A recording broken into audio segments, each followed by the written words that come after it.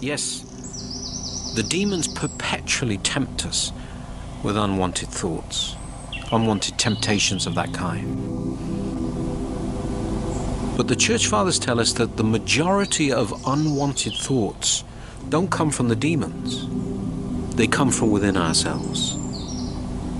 The source, the origin of most of our unwanted thoughts is simply us, within us. Many distractions in prayer are really just the ordinary thoughts that we have day to day. The thoughts that we allow ourselves to dwell on through the hours of each day. Of course, we carry them to prayer. But it's only at that moment when we try to pray, when we try to focus on God, that we suddenly become aware of all these thoughts that we've been allowing ourselves to dwell in. And many unwanted thoughts truly come from the depth of ourselves. They reveal the true focus of our lives. When we find ourselves struggling with unwanted thoughts in prayer, let us try to understand this has been my focus. These things are the consequence of how I have focused my life. And if we live fixated with worldly matters, then these preoccupations will remain with us when we pray.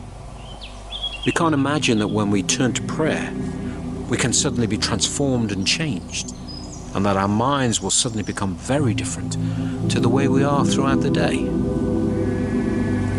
So there must be this realization within us that to overcome unwanted thoughts, to be able to pray without distraction, requires a complete change of our whole life.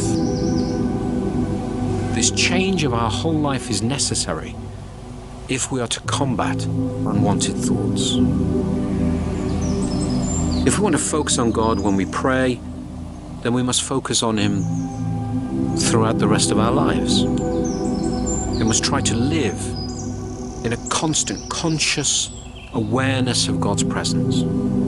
We must remind ourselves in everything we do, everything we say, everything we experience, that we are doing these things before God, constantly living in the presence of God the entirety of our lives.